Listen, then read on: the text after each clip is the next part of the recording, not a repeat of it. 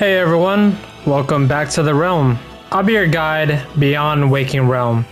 Let's continue NieR Replicant, and where we last left off of was the text dialogue of the story of Kainé's story in the beginning of Ending B, and let's continue.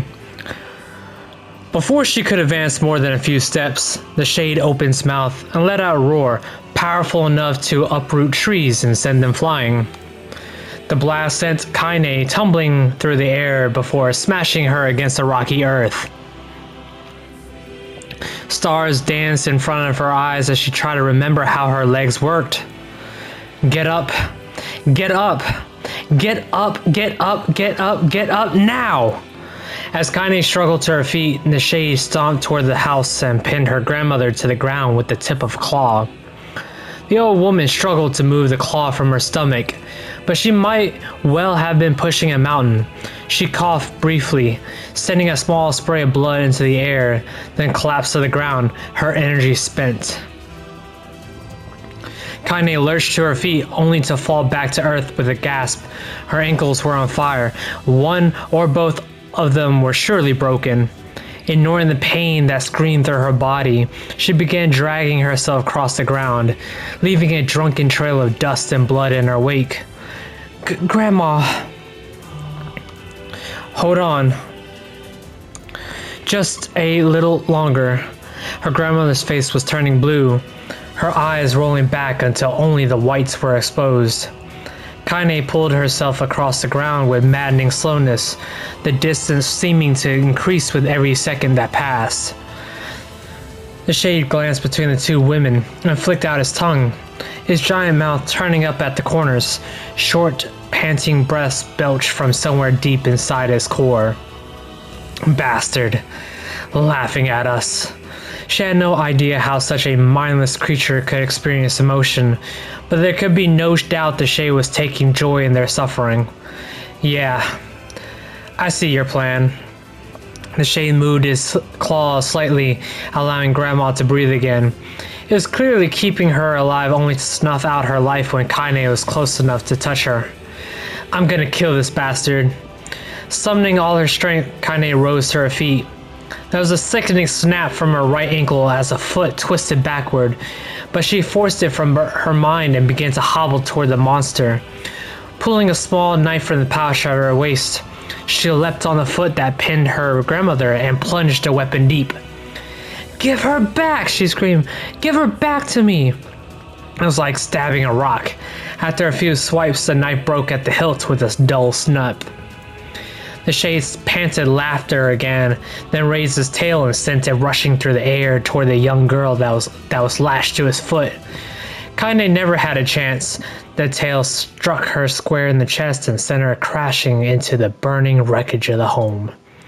As she lay on the ground with blood pouring from multiple wounds, a small, weak voice spoke up. Kainé? Kainé's vision blurred, but she forced herself to focus on the sound. Finally, her eyes cleared enough for her to make out her grandmother's hands reaching out to her through the smoke. Grandma? Kainé, you gotta run. You can't. Best this one. Kainé grabbed the hands and held on with all her strength. Grandma, come on. We have to go. The old woman coughed loudly. One of her hands, slick with blood, slipped from Kainé's grasp and thumped to the ground below. Grandma, no, no! I said run, goddammit. You have to live. You have to get through. The thought would stay forever unfinished. Before she could say another word, the shade's clawed foot descended, smashing through the remains of the roof and down upon the shattered figure of the old woman. Blood oozed from gaps in the creature's toes as a terrible putrid smell assaulted Kainé's nose once again. She stared at the foot, dumbfounded, convinced that what she was seeing could not possibly be real. When the creature finally lifted its appendage, all that remained underneath was a twisted, unrecognizable mass of rubble and red. Her grandmother was gone. Kainé blinked, trying to feel the hands which had been in hers just a moment before. For a fleeting second,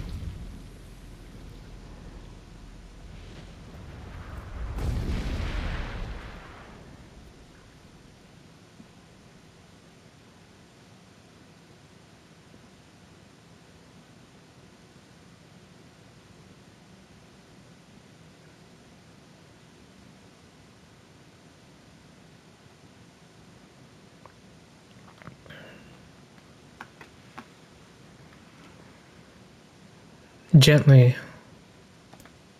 weakly, softly. The shade, sure that its tormentor was dead, turned and stomped off toward the horizon, stopping along the way to bellow one final roar. Couldn't kill it. Shamed beyond imagining, Kainé tried to turn her head to the side, but only succeeded in coughing up a huge gout of blood. It was getting difficult to see, and only after a moment of fierce concentration did she realize that her left eye was gone. Laughing to herself, she turned her remaining eye to the ruins of her home and noticed a ragged stump of an arm resting a few feet away. Yeah, that's mine, she thought with a mad giggle. This is gonna make a clapping a real bitch. Ha! Cried a sudden voice from the depths of her mind. Finally gonna die, are ya? Well, you had it coming. Go to hell, Demo, she thought at the unseen assailant. Go to hell before I pluck out your eyes and feed them to a dog. The voice of her childhood terror evaporated into smoke, only to be replaced by another, more recent voice. Hold still, said the apothecary, materializing from the ruins like a ghost. I want to draw you. That way you can live forever. No. Stop. Don't want to live forever. Want to die right here. I see, he said quietly. Well, if that's what you want. The spectral shopkeeper fluttered in and out of existence for a moment, then produced a piece of paper and sketched quickly. After a few seconds, he turned the page to Kainé and smiled.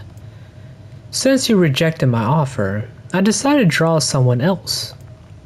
It was a picture of her grandmother, real as life. Kainé opened her mouth to thank the man, but stopped as the picture began to blacken in the middle. Before she could say anything, dozens of multi-legged insects began to swarm across the image, tearing at it with sharpened pincers. Stop! No! Don't hurt that picture! Kainé reached out with her remaining arm and waved futilely at the air. To her surprise, the insects fell off the picture into the ground below, where they vanished into tiny black tendrils of smoke. Relieved, Kainé turned her good eye back to the picture, only to open her mouth in a silent scream. The sketch now showed her grandmother as she truly was, a smashed, unrecognizable lump of nothing. The apothecary smiled, then broke into a jolly dance. See that? He cried as the dance's jig. It's perfect now. She looks just like you. Ha-cha, ha-cha-cha-cha. I look like that? Oh God, I'm gonna die. I'm gonna die. Drowning in despair, Kainé laid her head back in the mud and smoke of her ruined house and waited for the end to come. But just before she let everything go, an unfamiliar voice began whispering in her ear. Ain't you got a wish, sunshine? The voice was vulgar and fierce at the same time, as if insanity had somehow found a way to take form. Kainé wanted to scream as the voice crawled under her skin, but her lungs refused to work. You know, a wish, like a prayer or something? Why don't you get on your knees and start praying to heaven? Please, invisible man in the sky, save me! Save me!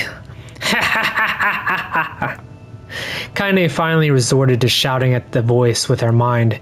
I don't make wishes, they don't come true for me. I'm a curse, a freak. I shouldn't be left to die. I should be left to die. The other voice boomed in her ears. Oh God, you are the best. Kainé glanced down and saw a black, shiny substance oozing from her legs. She tried to brush it away, but her remaining arm would no longer respond. The substance slowly crept around her feet, and then began moving up toward the rest of her body. Is this death? Is this what it's like? Or is my mind just losing itself? She could feel the slime oozing upward, feel the hot, searing pain it left in its wake. Whatever else might be happening, she was still alive, and this was real. Come on, said the voice. Let it go. Kainé tried to ignore the voice and concentrate on the pain, but the newcomer would have none of it. Don't ignore me, sunshine. You're ready to give up, ready to die, so why not let me have it? Have what? Your body! Come on, give it to me. Give it to me. I want to stand on the ground, feel the rain, taste the wind. The voice paused, as if licking its lips. When it resumed, it was filled with mad, unabated joy. And I want to take your hands and use them to choke the goddamn life out of people. I want to tear out their throats and bathe in the blood just like before. In response, Kainé shifted her head and vomited. The warmth of it crept down her front end and mingled with the pain of the encroaching black ooze. Are you a shade? Yeah, maybe. What of it? The slime reached her face, crept up past her nose, and slowly oozed into the socket of her missing eye. The moment it touched her brain, Kainé was struck by the most powerful sensation she ever felt in her life. It was ecstasy. She wanted to scream with delight, but all she could manage was a small, whispered moan. Feels good, don't it? Asked the voice with a chuckle. Well, yeah, what can I say? I know how to please the ladies. Now give me that body. Come on, give me the body and I'll give you more of this feeling. It's a fair trade. A black lump began to protrude from Kainé's side as she watched. It grew longer and thicker, eventually taking the form of her missing arm. I can see better, she thought. My eye must be growing back too. The slime reached up to envelop the rest of her face, but she managed to brush it away. Stop, she whispered, marveling at how she had regained her voice. Stop. The black ooze hesitated as if considering this request, and then quickly shimmered down her body before disappearing in a cloud of smoke. Ha! What the hell, sunshine? Screamed the voice. We had a deal. I thought you wanted to die. Grandma said can't die yet. A brief image of her grandmother, bloodied and broken, flashed before her eyes. She saw the shade that had killed her and heard his mocking laughter, then closed her eyes and forced the image from her mind. Her whole body was quaking with rage. When she opened her eyes again, they burned bright red. That thing took my grandmother. I have to kill it before I die. Kainé glanced down and saw a mysterious pattern. The pattern of the shades burned itself into her left arm. Well, I'd be damned, said the voice cheerfully. Look at that, sunshine. I think you and me are gonna be good friends now. Kainé stared intently at her arm. The more emotional she felt, the more the letters seemed ready to puncture her skin and begin infecting the rest of her body. The arm clearly had a will of its own now. Stop! Gotta stop! Holding her left arm in her right, Kainé took a deep breath and tried to calm herself. Come on! Don't fight it, pleaded the voice. Hate's my favorite dish, and I'm hungry. Let it go. Feel the anger. Burn with the fire of revenge. Thirst for blood. Then go out there and... Shut up and get the hell out of my body. Your body? Oh, that's rich, sunshine. Real rich. Look, why don't you just up and die so I can have this body all to myself? What do you say? I bet those buddies of yours in the Eyrie will love to see you dead. Kainé grabbed a nearby shard of glass and tried to saw off the shade-infected portion of her side. Before she could, her darkened left arm grabbed her right wrist, crushing it. Kainé screamed and dropped the shard as the sound of her bone crunching on bone killed the air. The sound of the bone crunching on bone filled the air. Ha ha ha ha! Stupid idiot girl, you're possessed now, sunshine, and there ain't no going back. The voice laughed again, a loud, long wail that seemed to go on without end. Possessed? Whispered Kainé. Yeah, possessed. You and me? We got what you might call a timeshare arrangement. Remember how folks used to think you were a freak? Well, what do you think get a load of you now? Kainé looked up, tears in her eyes. The sky seemed smaller, somehow darker. Is this because of that shade? Is this how they see the world? So, listen, purred the voice. I know this whole possession thing seems a bit sudden, but it ain't all bad. There's plenty in it for you, too. I'm a very powerful creature, Sunshine, and now that power belongs to you. You got enemies? People you want to kill? I can make it happen. That little fat kid who kept picking on you, that big old shade that squashed your granny, we'll wrap them in their own assholes. No more abuse for you, Sunshine. No more pain. Wait, said Kainé. You're a shade. Why would you help me kill another shade? What? You think I'm some kind of racist? Some killing snob? I don't give a good goddamn who you murder, honey pants. I just want to drink from the well. Kainé considered this as she struggled to her feet. The power of the shade coursing through her. The smoke from her house was drifting away with the wind, and she enjoyed the way the cool evening breeze felt on her new left arm. After a long pause, the voice spoke up again. So, how about it? You and me? We could have some good times together. Look, I'll even take care of the bloody part you don't want. Fuck off, asshole, muttered Kainé. I'll handle the killing. Screamed the voice. Look at you go. Oh, Sunshine, we're gonna have so much fun. So listen, my name's Tyrann, and if you ever need me, I'll just be hanging out in this piece of meat you call a heart. Now get to it. The more you kill, the more your heart turns rotten and sour. And I like rotten and sour. Kainé found herself nodding at the voice. Yeah, she said, yeah, I think this can work. I'm gonna find that shade, and I'm gonna strangle it with its own guts. And when I'm done, I'm gonna do the same to you, Tyrann. Count on it. Ha! Laughed Tyrann. I've shit bigger than you, so good luck with that. Oh, and hey, one more thing. Right now, you and me are sharing this body, but if you ever run out of hate, if you ever, go soft, then I'm gonna take over everything. So keep on killing, Sunshine, and watch your back. The voice grew fainter and gradually faded away, fading to somewhere deep inside Kainé herself. Kainé waited until she was sure the voice was gone, then waved her new left arm around a few times. It feels perfectly normal, she thought. It feels like mine. Desperately, she began poking and prodding at the new limb, determined to find something wrong with it. She didn't want it to feel normal. That would mean the creature inside her had already won. I am not a shade. I am Kainé.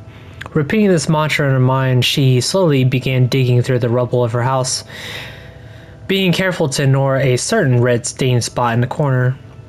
Finally, after what seemed like an eternity of heartbreaking work, she found what she was looking for. It was the wreath of lunar tears.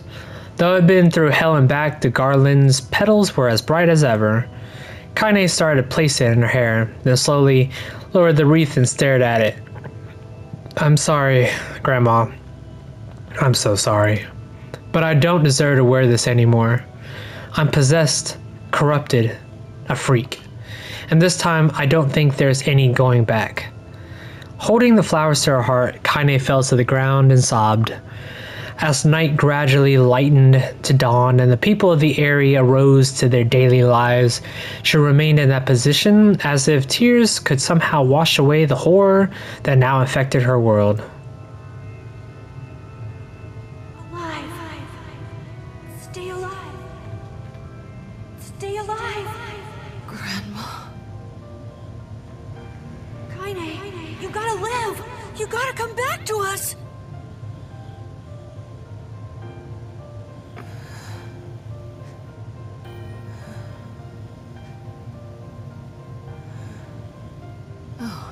Hey.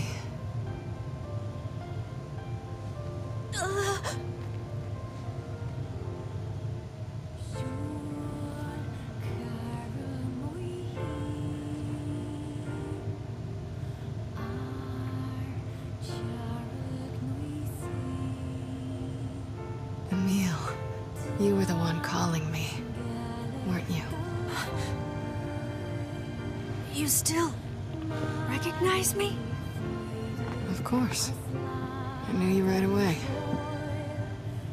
Thank you, Kainé. Welcome back, Kainé. Wow, you grew up. So, how long has it been? 5 years.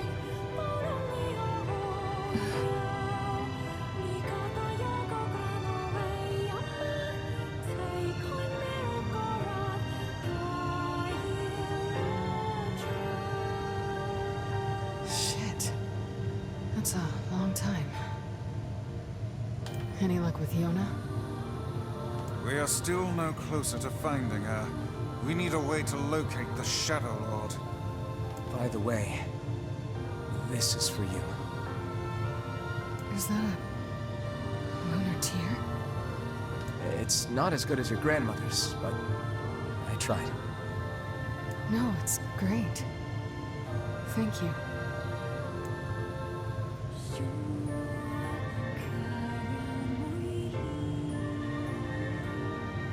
Kainé waking from her long, petrified sleep.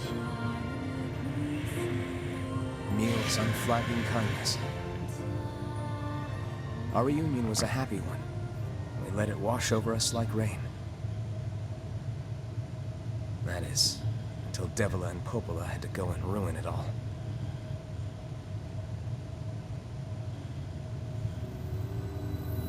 Are you kidding me? You can't be serious! Please, try to understand. People are tired and scared, and... I'm sorry. I'm sorry you have to bear the brunt of that. This is crap, and you know it! It's okay. We can sleep outside. No one's sleeping outside. You and Kainé saved this village, and now they want to run you out? People are afraid of us. And really, I understand. I mean, look at me. As long as you're still with us, I can deal with it. Right, Kainé? I'm used to sleeping outside. But... We'll see you later. Sorry about this.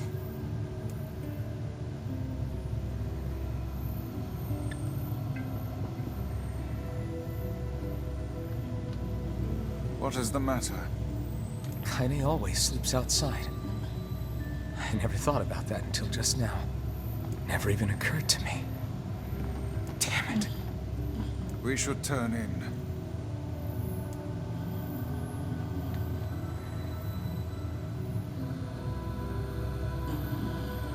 I didn't get much sleep that night.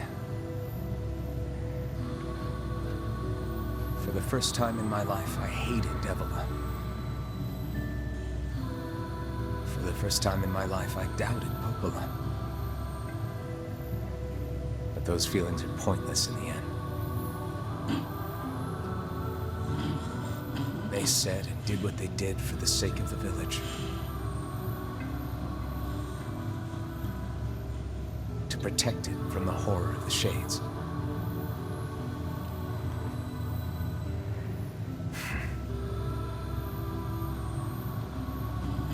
Really, how can I blame Devila and Popola? In the end, I'm just as bad. Because I never once stopped to think about Kainé and Emil's situation myself.